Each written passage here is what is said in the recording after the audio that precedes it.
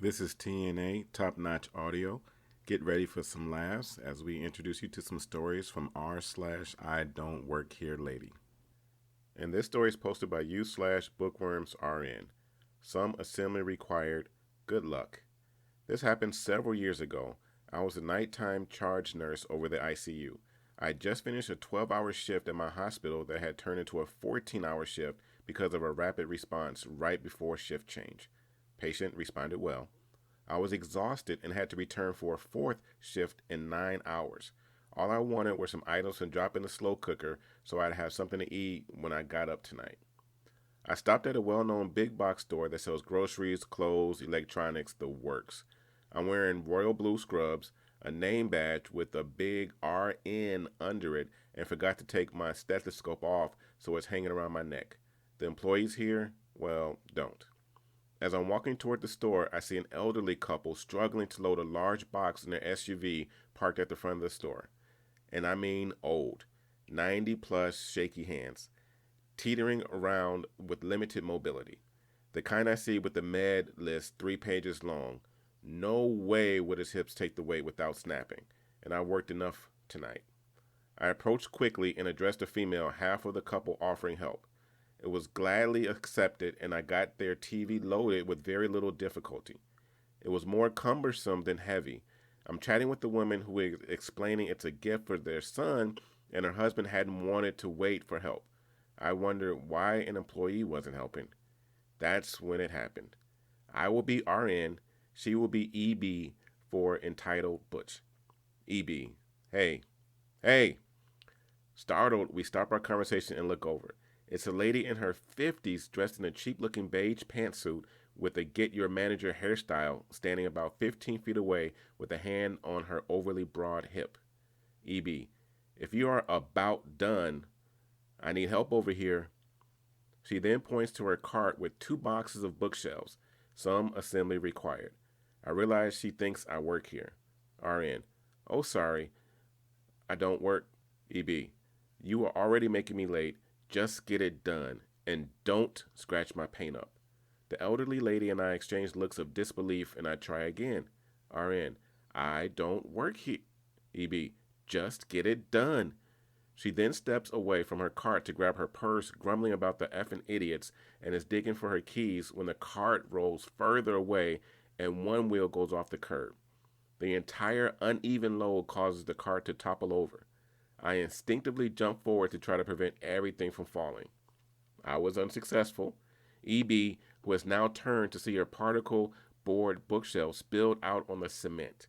Corners of the boxes crushed, and one has torn open with a few pieces and packaging now exposed.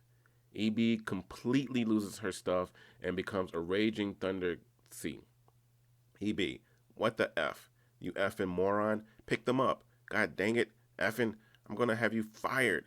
You owe me new bookshelves. And I'm late. At this point, I'm done. RN, pick them up yourself. I don't work here. I then turn to go inside when I feel her grab my sleeve and try to yank me around.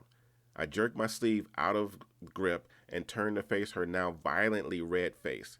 She opens her mouth to start screaming again, but I put my finger in her face and say, RN, no, don't touch me. Shut the hell up. I do not work here, and even if I did, I'd quit before I help you clean up your stuff. EB stands there speechless, mouth opening and closing, sputtering in shock that I've dared raise my voice at her. That's when the manager and an employee come out. As EB sees the manager and finds her voice. EB, are you the manager? This man damaged my bookshelves and is refusing to pay for them. I just stare in shock. Seriously? Having realized that a man in bright blue scrubs with a stethoscope and a big RN badge really doesn't work here. Instead of apologizing, she chooses to double down on the craziness and now accuses me of breaking her stuff. Before I can voice my denial, the elderly gentleman I'd helped earlier steps in and explains the situation to the manager. EB is still voicing complaints, but the manager realizes the real situation and apologizes to me and the couple. I'm still standing by, watching angrily as the manager deals with EB and inspects the bookshelves. They are not damaged. He offers her 2 new boxes, but EB is now done with the whole situation. She says no. She's already too late because of me. Just glares over at me and says to the manager, EB, just load them. I'm already late enough because of this. The manager and employee then lifts the boxes up and get them wedged into the lady's car. As I shake my head and go to enter the store, I'm stopped by the elderly lady I'd helped earlier. Lady, sir, thank you so much for helping us with the TV. I'm so sorry, some people are so rude. She then reaches for my hand to shake. As she folds both her fragile hands around mine, I can feel something in her palm she's giving me. Lady whispering, don't look yet. Wait till she leaves. I slide the package into my scrub pocket and lady walks away. EB then gets in her car and, without apologizing or thanking anyone, peels out and drives away. I finally enter the store to grab my food items, and when I reach in my pocket, I pull out a plastic bag with a bunch of screws and hardware. I realize immediately that the sweet little old lady took advantage of the commotion to steal the hardware out of EB's ripped box. I couldn't believe it. I had the biggest grin on my face as I did my shopping, and I have a new pretty revenge hero to idolize. That is so funny. Did not expect that to be the ending of this story, but man, oh man, oh man. Man, oh man, oh man. What type of language is that? But definitely a funny ending, and I guess karma still works. And this story is posted by u/it's710 somewhere. I got promoted while shopping at a store I don't work at. So, yesterday I was at my favorite local supermarket. I've been shopping there pretty much once a week for the past 6 years. I know the place like the back of my hand. I know most of the employees by name. I live in a small town of about 4,000 people. As I'm standing in a taco aisle trying to decide exactly how hard to punish my bathroom later, I picked ghost pepper salsa, so a lot. I am approached by a woman who must have been 75 if she was a day. SL will be sweet lady, and M will be me. SL, son, can you help me locate the aluminum foil? M, sure, it's right up this way. Walks her to aisle 7B. M, it's pretty high up, let me grab it for you. Do you want the Reynolds or the store brand? SL, the name brand, please. Hands her a 200-foot roll. M, do you need help finding anything else? I'm a walking directory of this store. SL hands me her shopping list. I spent about 10 minutes filling her cart with heavy, hard-to-reach items, and then I got back to my shopping with a smile and a have a great day. As I'm standing in the checkout, I see the SL arguing with the floor manager. Greg, he goes to my church, we're pretty familiar with each other, over by the express line. I pay for my groceries and walk over to be nosy and maybe help out. SL is telling Greg that the big guy with the red beard helped her. I didn't get his name, and she wants to see him get a bonus, promotion, or employee of the month, something. Greg is insistent that no one with that description works there.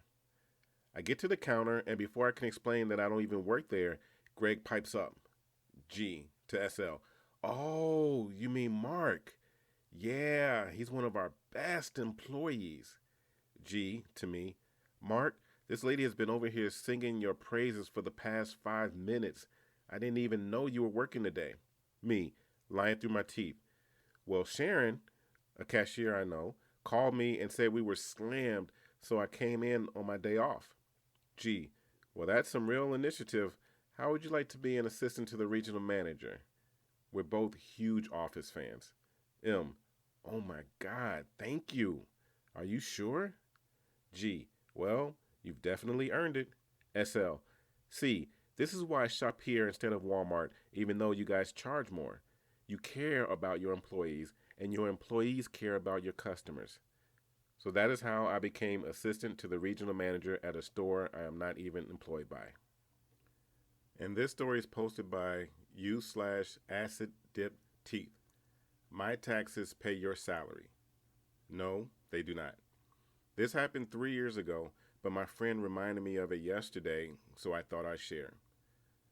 It was the middle of June, and my first weekend off in quite a long time. I've been giving a friend a never-ending rain check of promising to teach her to fish. Our schedules finally line up. Weather's perfect. It's fishing time. We arrive at a local lake. It's the type where you don't need a fishing license, just a pass for the lake. Money goes to the city. We buy our passes from the concession stand and head back to the car to get the gear. I brought 3 setups, one for me, one for friend, one just in case. It's a really busy Saturday morning.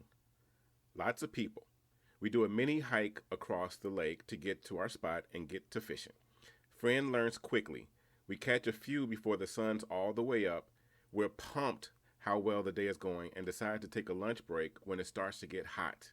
At about 11, we take the stuff back to my car, we chill, eat, hydrate, and head back. While we're walking back, a group of kids break away from their families to follow us around. They were all boys, 4 of them. 3 of them were probably around 8 to 11 years old, and the 4th is maybe 6. I'm thinking they just want to watch us fish, and they likely told their parents where they were going, so I don't even think about it. We get back to our spot, but the kids are trying to follow us down the hill. The top of the hill has a trail. If you're careful, you can climb down to reach a small landing that's close to the water's edge. It was stressing me out. Watch these kids try and climb down, so I yell up to them a safer place for them to watch. Basically next to us, easier to get to, but there's a gap in between the landings. Once they got down, they decided to have a rock skipping contest. Not exactly polite to do that next to people fishing, but I let it go. Then these kids decided to have a jumping contest. They're jumping from their landing to our landing back and forth. There's only a 2-foot gap, but if they fail, they definitely get hurt. Friend is getting more stressed than me watching them, makes them promise her to be careful. They said what I probably would have said when I was their age. Fine, whatever, guys. The ringleader of the group, oldest, maybe 11, then asked me if they're allowed to fish. I asked them if they have a pass. Stupid me. They say yes in unison. I tell them, if you got a pass, you're good to go. Ringleader puts his hand on my fishing pole that I'm holding still and asks if he can use it.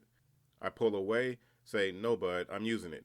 He picks up my just-in-case pole without asking and says, what about this one?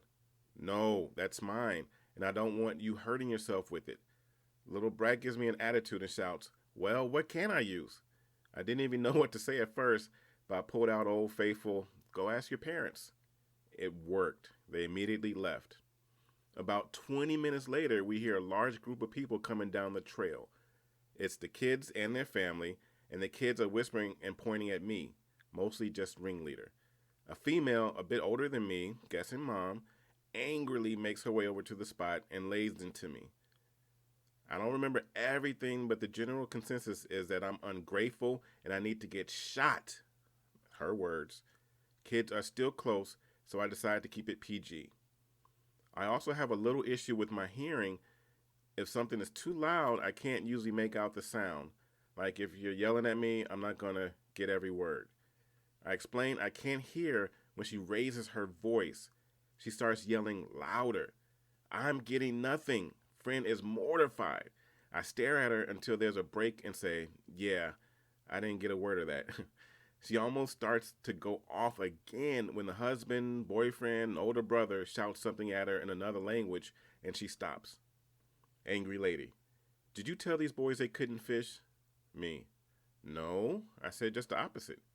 She's stunned. AL. Why can't they fish then? They're allowed to fish at this lake. Me. They can fish. They're absolutely allowed to fish here. They just can't use my stuff. AL. Why not? Everyone else here is fishing. This lake is owned by the city. Me. Yep, sure is. Blank stares for way too long. AL. You need to teach them to fish. Me. Miss, I can't watch all of them. What if they hurt themselves? AL. Yes, you are. My taxes pay your salary. Me. No, they do not. AL. Yes, they do. I pay taxes and taxes pay for this lake, and they better not hurt themselves because if they do, me. You think I work here? More blank stares. Me. Miss, I work at place I used to work, doing things I did while I was there. Even more blank stares. Me. I fix computers. I didn't, but it's easier to say that than explain what I really did. Silence. This poor lady looks so embarrassed as it clicks that I'm just a person fishing on their day off. But I don't even get an apology, no recognition that she was wrong. She just climbs back over to the rest of the family as they quietly speak amongst themselves, walking away in their shame.